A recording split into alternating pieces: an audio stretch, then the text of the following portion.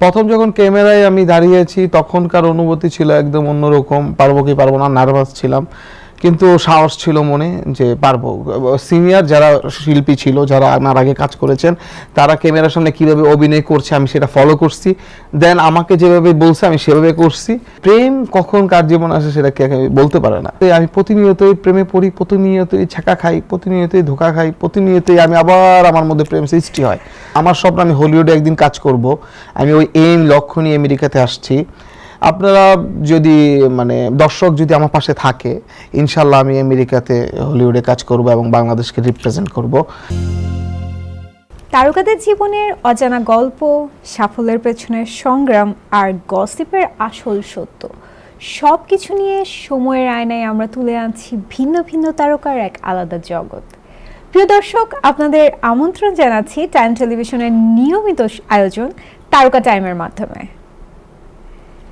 তারকা টাইমের এই পুরোটা সময় জুড়ে আমি শ্রাবণ তাসনিম থাকবো আপনাদের সাথে, সেই সাথে থাকবে আপনাদেরই একজন প্রিয় সেলিব্রিটি। আজ আমাদের স্টুডিওতে উপস্থিত আছেন এমন একজন অভিনেতা আর আপনাদের পছন্দের এমন একজন তারকা, যিনি দর্শকের হৃদয়ে জায়গা করে নিয়েছেন তার অভিনয়, তার অসাধারণ কমেডি এক্সপ্রেশন এবং তার অসামান্য ব্যক্তিত্ব দিয়ে। আমরা আজ স্বাগত জানাবো আপনাদেরই প্রিয় মুখ অভিনেতা আনোয়ার হোসেনকে। কেমন আছেন ভাইয়া? জি ভালো। আপনাকে অনেক অনেক ধন্যবাদ আমাদের এই অনুষ্ঠানে এসে আমাদের অনুষ্ঠানটাকে আলোকিত ও প্রাণবন্ত করে তোলার জন্য। প্রথমেই আপনাকে দিয়ে শুরু করতে চাই যে এই অভিনয়ে আসা বা এই মিডিয়া জগতে আসার স্টার্টিংটা কি করে? মিডিয়া জগতে আসা হচ্ছে আমার ছোটবেলা থেকে স্বপ্ন ছিল আমি একজন ক্রিকেটার হব। আমি 16এও খেলছি কলাবাগানে ওয়াহিদুজ্জামান গনি স্যারের আন্ডারে।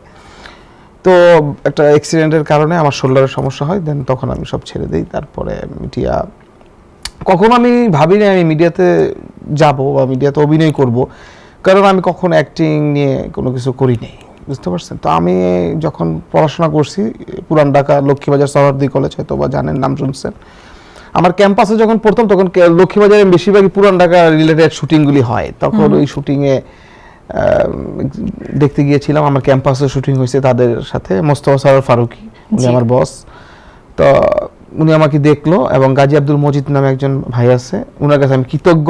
উনি আমাকে মিডিয়াতে উৎসাহ দিয়েছেন এবং আমাকে ছোট্ট একটা চরিত্রে অভিনয়ের সুযোগ দিছে। তো ওই থেকে যখন শুটিং দেখলেই ছুটে যেতাম, হেল্প করতাম, তখন তারা আমাকে ছোট ছোট ছোট ছোট ক্যারেক্টার দিত। সেখান থেকে আজকে আমি আনোয়ার হোসেন হয়ে ওঠা। আচ্ছা, কখনো কি পরিবার থেকে বাধা এসেছে কিনা? পরিবার থেকে বাধা বলতে আমার পরিবার থেকে কোনো বাধা আসে নাই, কিন্তু আমার পরিবার বলতে আমার বাবা কখনোই পছন্দ করে নাই নাটক করি। আর হচ্ছে আমার পরিবার বলতে আমার মা খুব খুশি হতেন। আর আমার ফ্রেন্ড সার্কেল যখন আমাকে বলতেন যে তোরে নাটকে দেখছি, তখন আমি খুশি হতাম। তো ওই থেকে আর কি আমার আগ্রহ অভিনয় করা। আচ্ছা, আপনার কি মনে পড়ে যখন প্রথম আপনি ক্যামেরার সামনে দাঁড়ালেন তখনকার অনুভূতি? প্রথম যখন ক্যামেরায় আমি দাঁড়িয়েছি তখনকার অনুভূতি ছিল একদম অন্যরকম। পারবো কি পারবো না, নার্ভাস ছিলাম, কিন্তু সাহস ছিল মনে যে পারবো। সিনিয়র যারা শিল্পী ছিল, যারা আমার আগে কাজ করেছেন, তারা ক্যামেরার সামনে কিভাবে অভিনয় করছে আমি সেটা ফলো করছি।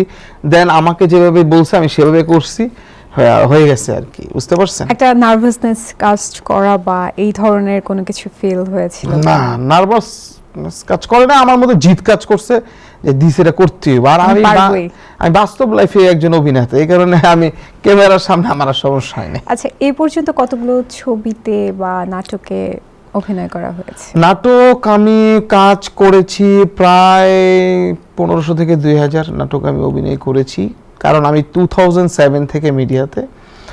আর সিনেমা বলতে সিনেমাতে কাজ করেছি 40 থেকে 45টা সিনেমাতে কাজ করেছি। লাস্ট কাজ করেছি হচ্ছে রাজকুমার সিনেমায়, যেটা 2024-এ গিয়ে রিলিজ হয়েছে।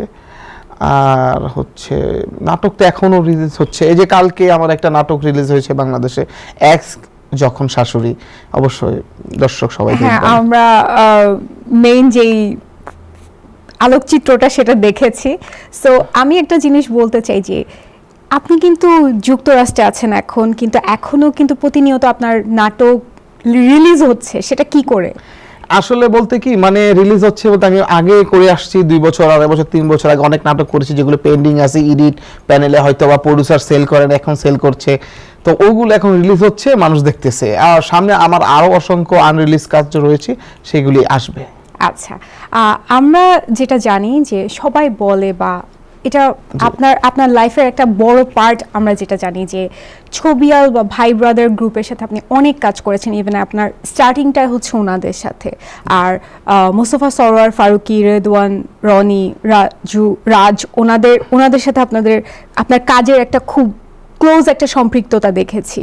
সো আপনার কি হচ্ছে কি ছবিয়াল গ্রুপ ওদের সাথে কাজ করে বেশি স্বাচ্ছন্দ্য ফিল হয় নাকি অন্যদের সাথে কম্পেয়ার করলে কি ধরনের মনে হতে পারে? আমার হচ্ছে আমার সবার সাথে কাজ করে স্বাচ্ছন্দ্য বোধ করি। আর হচ্ছে আমি একজন শিল্পী, আমার সবার সাথে কাজ করতে হবে। কিন্তু আমার শুরুটা মানে আমি যখন শিশু ছিলাম, শিশু থেকে যে শিক্ষা নিয়েছি আমি সেটা ছবিয়াল থেকে। ছবিয়ালের প্রতি আমি কৃতজ্ঞ। মোস্তফা সরোয়ার ফারুক আমার বস, আমি তো প্রথমে বললাম মজিদ ভাই, তার হাত ধরে আমার মিডিয়াতে আসা। তো আমি ছবিয়ালের ঋণ কখনো শোধ করতে পারবো না, আর আমি ছবিয়ালকে এখনো ভালোবাসি। এবং যত বাংলাদেশে বিগ টিভিসি রয়েছে আমি ভাই ব্রাদার গ্রুপ থেকেই করেছি, আপনারা জানেন। এবং হচ্ছে যে একজন শিল্পী প্রত্যেকটা সেক্টরে, প্রত্যেকটা ক্ষেত্রে, প্রত্যেকটা মানুষই তার কাছে প্রিয়। তেমন মিডিয়ার যত আছে, মিডিয়া হচ্ছে আমাদের একটা ঘর, তো ঘরের প্রত্যেকটা মানুষই আমার কাছে প্রিয় এবং সকলের কাজ আমি করি। অনেকের কাজও করি নেই, আমি ইনশাল্লাহ সামনে করব বাংলাদেশে গিয়ে। আচ্ছা, আর এখন যদি জিজ্ঞাসা করি যে আপনার সবচেয়ে বেশি পছন্দের কোন ডিরেক্টর, যার সাথে আপনি কাজ করতে খুব বেশি এগার, মানে এক ডাকেই আপনি চলে যাবেন, তার ডাকে সাড়া দেবেন? আমার সবচেয়ে পছন্দের ডিরেক্টর একজন আছে, আমি তার কাজ করা আমার হয় নাই, সে হচ্ছে আমার প্রিয় বন্ধু আদর্শ সোহাগ। ওর কাজ আমার করার খুব ইচ্ছা। ওকে, আচ্ছা, তাহলে আমরা এখন চলে যাব আমাদের এই অনুষ্ঠানের পরবর্তী সেগমেন্টে, যেটা হচ্ছে গসিপ বনাম সত্য। ঠিক আছে? সো গসিপ আসলে একটা ব্যাপার আছে কি, যা রটে তার কিন্তু কিছু না কিছু ঘটে, দ্যাটস ওয়াই রটে। সো দেখা যাক কি কি রটেছে, কি কি ঘটেছে। আর আপনাদেরও যদি এমন কোনো কিছু জানার থাকে, আপনারা কিন্তু কমেন্টে আমাদেরকে জানাতে পারেন, আমরা কিন্তু পরবর্তীতে এগুলো নিয়ে আসবো। সো আনোয়ার ভাই, আমরা শুনেছি আপনি নতুন নতুন প্রেমে পড়েছেন, কথাটা কতটুকু সত্য? সত্যি কথা বলতে কি মানে প্রেম কখন কার জীবন আসে সেটা কে বলতে পারে না।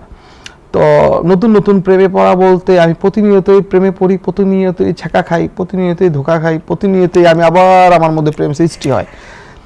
তো প্রেম বলতে আমার জীবনে প্রেম বলতে কোনো কিছু নাই, মায়া জিনিসটা হচ্ছে সবচেয়ে বড় বিষয়। বুঝতে পারছেন? কারো প্রতি মায়া, কখনো কারো প্রতি মায়া যখন আসবে সেটা আমি প্রকাশ্যে নিয়ে আসবো, এখনো আসে নাই। বুঝতে পারছেন? কিন্তু আমি একজনকে প্রচুর মায়া করি, সে আমাকে মায়া করে কিনা আমি জানি না, দেখি সে মানুষটা আসে কিনা লাইফে। কখনো কি এমন হয়েছে যে রিজেকশনের ব্যাপারটা আপনার তরফ থেকে হয়েছে? না, আমি কখনো কোনো মেয়েকে রিজেক্ট করি নাই, কারণ আমি আমার লাইফে প্রেম আসেই নেই, করব কিভাবে? এই যে এখন বললেন যে প্রেম প্রতিনিয়ত এসেছে চলে গেছে। আরে বাবা, প্রেম কি? প্রকৃতির সাথে প্রেম, গাছের সাথে প্রেম, পাখির সাথে প্রেম। না ভাই, আমরা কিন্তু বলতে চাচ্ছি আপনার কথা বলতেছেন, আপনার কথার সাথে প্রেম। আচ্ছা আর কি, ভাইয়া কিন্তু ভালোই জানেন। আচ্ছা, আরেকটা জিনিস যেটা জানলাম যে আপনার কোন একটা রাজনৈতিক দলের সাথে আপনার সম্পৃক্ততা ছিল দেশে থাকাকালীন। সো আপনি খুব অ্যাক্টিভ কর্মী ছিলেন সেই রাজনৈতিক যে দলের, আমি উল্লেখ করতে চাই না, সেই ব্যাপারে যদি কিছু বলতেন। না, আমি পলিটিক্স করছি আমার কলেজ লাইফে, যারা আমাকে চিনে তারা জানে। আমার স্কুল লাইফ থেকে আমি রাজনীতি করেছি, আমি কলেজ লাইফেও করেছি। আমি একজন তুখোর ছাত্রনেতা ছিলাম এবং আমি আমার দল থেকে বহিষ্কারও হয়েছি, সেটা না বলতেই নয়। সিঙ্গারা আর বিরিয়ানি খাওয়া হয়েছে? সিঙ্গারা বিরিয়ানি খাই নাই, আমি পুরান ঢাকার ছেলে তো, অল টাইম কাচ্চির উপরে থাকি। ও, কাচ্চি খাওয়া হয়েছে, তার মানে যা রটছে তা কিন্তু সত্যি, যে বলে যে রাজনৈতিক দলগুলো হচ্ছে কি নেতা কর্মী বা সবাইকে হচ্ছে কোনো না কিছু একটা খাওয়ার বিনিময়ে হচ্ছে যে প্রোগ্রামে আনে বা তাদের সভাগুলোতে আনে, ওই ধরনের কিছু মিছিলগুলোতে আনে, ওই রকম। কখনোই না। আপনি তো বলেন ভাইয়া যে কাচ্চি খেয়েছেন, হয়তোবা আপনি একটু উপরে ছিলেন দেখে আপনাকে কাচ্চি দিচ্ছে, অন্যদেরকে হয়তোবা বিরিয়ানি সিঙ্গারা স্টেপ বাই স্টেপ কাউকে হয়তো বা একটা মজুও ধরাই দিছে। আরে বাবা, নিজের পকেটের টাকা দেখাইছি, দলের টাকা দিয়ে না। ওকে, নেভার মাইন্ড। আরেকটা জিনিস যে আমরা আরেকটা শুনেছি যে আপনি যখন হচ্ছে মানে লাইক কলিগ কো-ওয়ার্কারদের মধ্যে কিছু পার্সনের সাথে আপনার খুব ভালো দহরম মহরম, তার মধ্যে আছেন মুকেশ জাকারিয়া ভাই, আর আরেকজন যিনি আছেন যার সাথে কিনা আপনার সম্পর্কটা একটু কি বলবো, মানে যেটা ব্যাড সাইডটা বলে, যে সিয়াম নাসির ভাই। সো ওনার ব্যাপারে আপনি কি বলতে চান, এই ব্যাপারে কি বলতে চান? মুকেশ জাকারিয়া মিডিয়াতে আমি অনেক ভালোবাসি, ওনাকে আমি বাপজান বলে ডাকি। তো মুকেশ জাকারিয়ার তুলনা হয় না, অতুলনীয়। আজকে আপনারা কথা বলছেন, তো মুকেশ জাকারিয়া এমন একটা মানুষ, সেই মানুষের সাথে আপনিও যদি মিশেন তার ফ্যান হয়ে যাবেন, বুঝতে পারছেন? এবং তার কোনো তুলনা হয় না, অতুলনীয়। আর সিয়াম নাসির আমার খুব ভালো বন্ধু, আমার এলাকার, আমার পাশের এলাকার, আমরা পুরান ঢাকারই দুজন। তো আমি যখন মিডিয়াতে কাজ করি তখন সিয়াম নাসির আসে। তো সিয়াম নাসির ভালো ছেলে, দোয়া করি সামনে অনেক ভালো কাজ উপহার দেবে। আমি তখন দেশে নাই। তো সিয়াম নাসির সাথে আমার না আসে না, মানে একই চরিত্র, একই ক্যারেক্টার আমরা দুজন করি। তো আমরা হচ্ছি নাটকের একটা অলংকার, বুঝতে পারছেন, ধরতে গেলে। তো ওই হিসাবে একজন আর্টিস্ট আরেকজন আর্টিস্টকে দেখতে পারবে না, একজন আরেকজনকে দেখতে পারবে না, এরকম আমাদের মধ্যে নাই। আমরা খুবই মিল। আবার আমরা দুজনই দেখবেন যে বাঘসিংহ, বুঝতে পারছেন? তো মিডিয়ার মানুষ অনেকে মনে করে, দর্শক অনেকেও ভাবে যে সিয়াম নাসির আমার মধ্যে কোনো কিছু আছে, কিন্তু কোনো কিছু নাই। ক্যামেরার সামনে একরকম, ক্যামেরার বাইরে আবার দেখবেন আমরা দুজন এক, বুঝতে পারছেন? এবং আমি সিয়ামের জন্য শুভকামনা, দোয়া করি ইনশাআল্লাহ ভালো কিছু করবে সামনে, এবং ওর কাজ দর্শক প্রিয় এবং ভালো কিছু করবে। তার মানে এইটা হচ্ছে গুজব, এটা সত্য না? না, গুজবে কান দিবেন না। আচ্ছা, আরেকটা গসিপ আপনার সম্পর্কে খুব শোনা যায় যে আমেরিকায় এসে নাকি আপনি অভিনয়ের পাশাপাশি ডিরেক্টরশিপ শুরু করেছেন। সো এই ব্যাপারে যদি কিছু বলতে চান। না, অভিনয়ের পাশাপাশি ডিরেকশন আমি দিচ্ছি না। ডিরেকশনকে আমি ভালোবাসি, আমার স্বপ্ন আমি হলিউডে একদিন কাজ করব। আমি ওই লক্ষ্য নিয়ে আমেরিকাতে আসছি। আপনারা যদি মানে দর্শক যদি আমার পাশে থাকে, ইনশাল্লাহ আমি আমেরিকাতে হলিউডে কাজ করব এবং বাংলাদেশকে রিপ্রেজেন্ট করব। আমার যদি অভিনয় দক্ষতা ভালো হয়, আমি আমার অ্যাক্টিং নিয়ে কাজ করতে চাই, আমি ভালো কিছু করতে চাই এবং আমার দেশকে আমি বিশ্বের মঞ্চে নিয়ে যেতে চাই। আর ক্রিকেট যেমন বাংলাদেশকে সব জায়গায় নিয়ে গেছে, সাকিব আল হাসান আমাদের একজন স্টার, এবং আমাদের বিগ স্টার সাকিব খান, আপনি জানেন আমেরিকা সহ ওয়ার্ল্ডের প্রত্যেকটা দেশে আমাদের বাংলা সিনেমা রিলিজ হচ্ছে, গর্বে বুকটা ভরে যায়। এবং আমি আমেরিকার যত দর্শক রয়েছে যে যে স্টেটে, সবাইকে বলবো বাংলা সিনেমা যখনই রিলিজ হবে অবশ্যই দেখবেন। এবং আরেকটা কথা বলতে চাই, এখানেও কিন্তু অনেক কিছু হতে পারে। এখন কিন্তু প্ল্যাটফর্মটা ফ্রি, আপনি যে কোনো জায়গায় যে কোনো কিছু করতে পারেন, অভিনয় করতে পারেন। সো আমি চেষ্টা করতেছি যে এখানে তো ওইরকম অপরচুনিটি নাই, তারপরে চেষ্টা করতে ভালো কিছু করার। ডিরেকশন না, মূলত আমি নিজে কাজ করি, আমি নিজেই সব কিছু করার চেষ্টা করি। আচ্ছা, তার মানে যে ডিরেকশনের কথাটা এসেছে যে আপনি ডিরেক্টর হিসেবে কাজ করতে যাচ্ছেন বা করছেন, এটাও তাহলে আমরা গুজব ধরে নিচ্ছি? হ্যাঁ, গুজব না, নাকি যে কোনো সময় আমরা একটা মুভি নতুন রিলিজ পাবো যেটার কিনা দেখবো যে হ্যাঁ ডিরেক্টর হচ্ছেন আনোয়ার হোসাইন, এটা কি একটা সারপ্রাইজ থাকবে কিনা? না না না, আমি কখনোই ডিরেকশনের নাম দিব না। আমি অ্যাক্টর, আমি ওই অ্যাক্টিং নিয়ে থাকতে চাই, মৃত্যুর আগ পর্যন্ত আমি অভিনয় করেই যাব। আচ্ছা, এবং বাংলাদেশেও করব এবং হলিউডেও করব। ওকে, তাহলে আমরা চলে আসছি আমাদের এইখানের লাইক তারকা অনুষ্ঠান, তারকা টাইমের থার্ড সেগমেন্টে, যেটা হচ্ছে কিনা র্যাপিড ফায়ার। আপনাকে আমি কিছু ওয়ার্ড বললাম বা কিছু সেন্টেন্স বললাম, সেটার ইনস্ট্যান্ট আপনার মাথায় কী আসে সেটা আমাকে বলতে হবে। থামলে কিন্তু নাম্বার কাটা যাবে।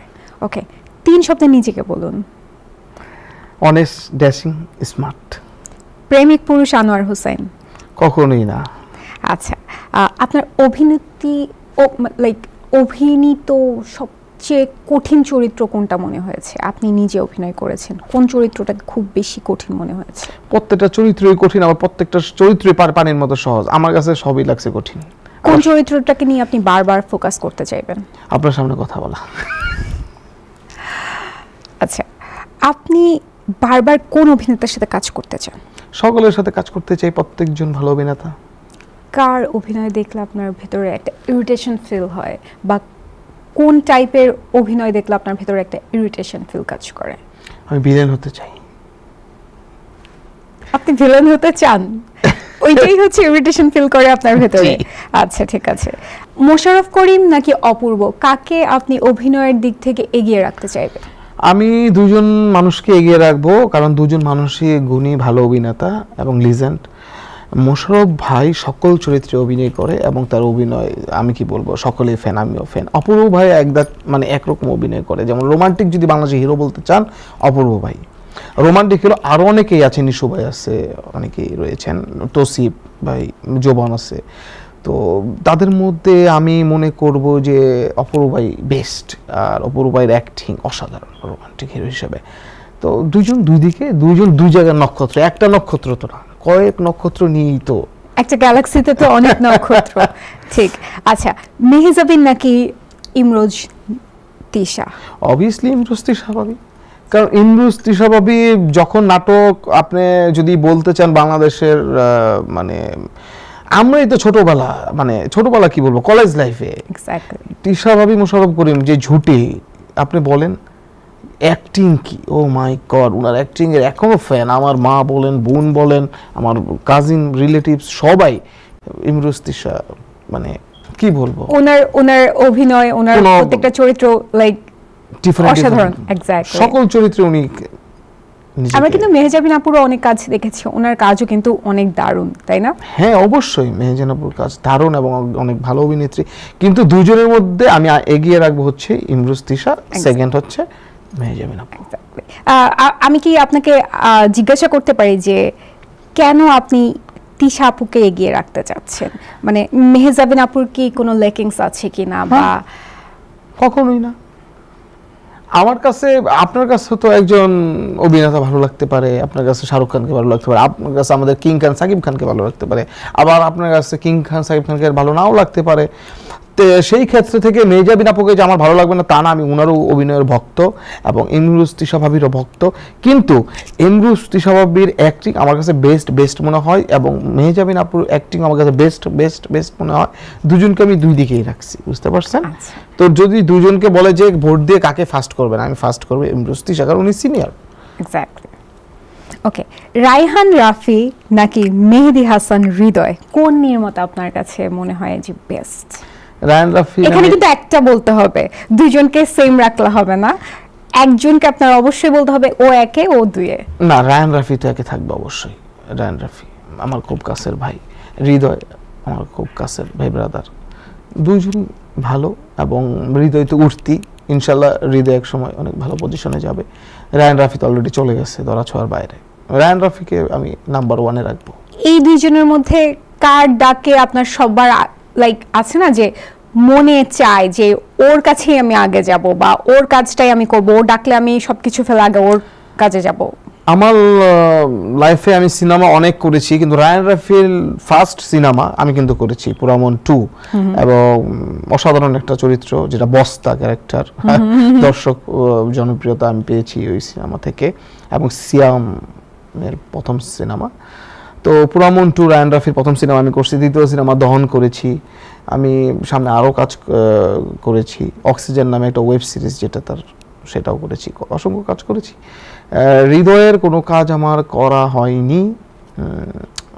হৃদয় যদি ডাকে অবশ্যই হৃদয়ের কাজ করব। রায়হান রাফি ডাকলে রায়হান রাফির কাজও করব। দুজন যদি ডাকে দুজনের মধ্যে দুজনের কাজই করব। আচ্ছা, এখন বলবো যে আপনার বাংলাদেশের ইন্ডাস্ট্রিতে দেখা সবচেয়ে বেস্ট সিনেমা কোনটা? বাংলাদেশ ইন্ডাস্ট্রিতে সবচেয়ে বেস্ট সিনেমা দেখা আমার হচ্ছে কিয়ামত থেকে কেমন আর কি, সালমান শাহ। আর কোনটার খুব বাজে এক্সপেরিয়েন্স, যে এটা একদম ভালো লাগে নাই? না, প্রত্যেকটা সিনেমা আমার কাছে ভালো লাগছে, বাজে কোনো কিছু না। শুনেন, যেটা বাজে ওইটার মধ্যেও শিখার আছে, বুঝতে পারছেন? তো আমি কোনো সিনেমা কেন বাজে হলো, হ্যাঁ সেটাই ঠিক না, বাজে হবে কেন, গল্প হয়তো বা ওইভাবে প্রেজেন্টেশন করতে পারে নাই, গল্প ওইভাবে দেখাতে পারে নাই, কিন্তু আমার কাছে সব সিনেমাই ভালো। প্রত্যেকটা সিনেমাতে একজন ডিরেক্টরের সন্তান। আচ্ছা, আপনার আনোয়ার হোসেন নামটা থেকে যদি আমরা একটা জিনিস চিন্তা করি যে আমাদের কিন্তু আরেকজন কিংবদন্তি ছিল বাংলা সিনেমাতে, যিনি কিনা আনোয়ার হোসেন, উনি সিরাজউদ্দৌলার চরিত্রে ছিলেন। ওনার লাইফ থেকে বা ওনার অভিনয় থেকে কি কোনো ইন্সপিরেশন পান কিনা, বা ওনাকে কি ফলো করা হয় কিনা? না, উনাকে কোনোভাবে? ফলো করার অত ক্ষমতা আমার নেই। উনি তো দার্সেল অভিনেতা, লিজেন্ড বলতে গেলে। আর উনি যেই চরিত্রে অভিনয় করেছেন, যেরকম আমি তো ওটা না, আমি কমেডি ক্যারেক্টার করি, অ্যাকশন করি, সকল চরিত্রে আমি করি, কিন্তু উনার অ্যাক্টিং একরকম, আমার অ্যাক্টিং আরেক রকম। আমি উনার সাথে কম্পেয়ার করতে পারবো না, আর উনার অ্যাক্টিং আমি পারবো না করতে। উনি আমার অনেক উপরে, ভাবতেই 10 বার চিন্তা করতে হবে আমার। আচ্ছা, আমরা এবারে নিয়ে আসছি আমাদের পরবর্তী সেগমেন্ট টাইম মেশিন, যেটা কিনা হচ্ছে স্ক্রিনে অনেক কিছু আসবে, অনেক ছবি আসতে পারে, অনেক কিছু আসতে পারে, বলা যায় না। সো বলতে হবে যে ওগুলো দেখে কি মনে পড়ে বা কোনো ঘটনা আছে কিনা এর রিলেটেড। সো আমরা চলে যাচ্ছি স্ক্রিনে। এটা দেখে কি বলবেন? এটা হচ্ছে ভাবনা আপু, আমার খুব পছন্দের একজন অভিনেত্রী। ওনার সাথে নৌকায় ভ্রমণ, নৌকাটা যখন আমি দোলাচ্ছিলাম তখন উনি খুব ভয় পেয়েছিল। ওই কথাটা মনে পড়লো এবং দেখতে যাইতেছে গুলুমুলু, দেখছিলাম আমার অবস্থা। আমি কি শুকাইছি? ওই সময় আপনারা আসলে নৌকায় দেখছি একা, কি করছিলেন, কোথায় যাচ্ছি? না না, একা না, পাশে আরেকটা নৌকায় ছিল ক্যামেরা, সেটা দেখা যাচ্ছে না। ওইটা কি কোনো আপনার ছবি বা সিনেমার কোনো অংশ ছিল কিনা, নাকি ঘুরছিলেন? নাটকের শুটিং ছিল। আচ্ছা, ওকে। এরপর পরবর্তীতে যাই।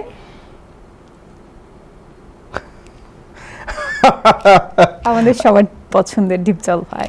হ্যাঁ, ওনার সাথে হচ্ছে আমি শুটিং করতেছিলাম ওনার বাসার সামনেই।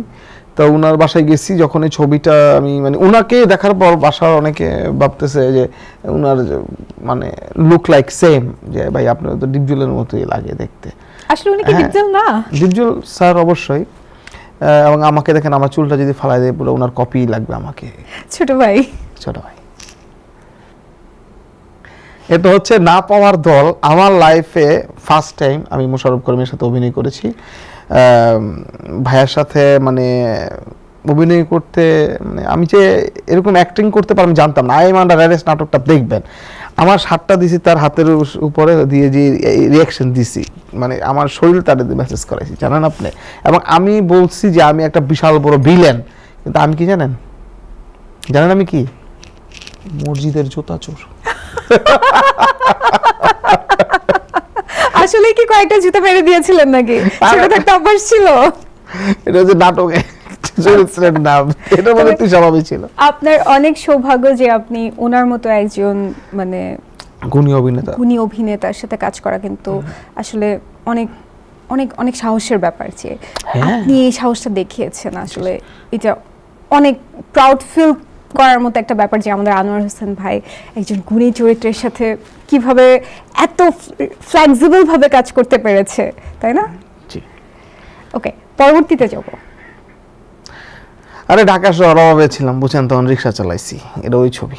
এটা কি ওসু কিনা গেসুস কিনা বুঝলাম না, আমি হচ্ছে মুশফিকুল ফারহান আর আমার একটা কাজ নির্জর ছিল, ভাই ডিরেক্টর ছিল।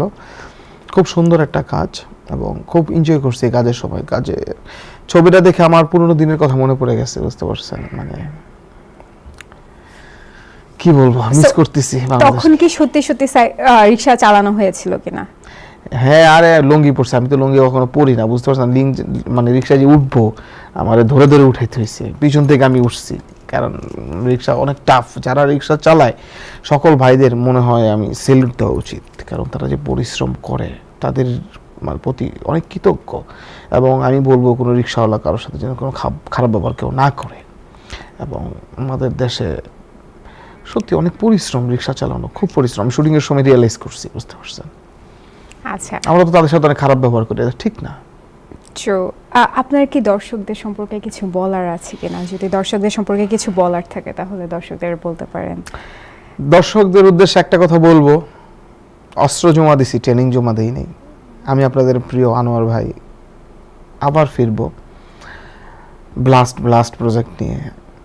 কিছুদিন হয়তোবা আমার অভিনয় মিস করতেছেন, এবং যখন আসব তখন ভালো কিছু উপহার দেবে। এবং আপনারা আমার জন্য দোয়া করবেন, আমি যেন হলিউডে অভিনয় করতে পারি এবং আপনাদের সকলের মন জয় করতে পারি। বলতে পারেন যে আমাদের বাংলাদেশের, আমাদেরই সন্তান, আমাদেরই ভাই, আমাদেরই বন্ধু আনোয়ার, সে হলিউডে অভিনয় করতেছে।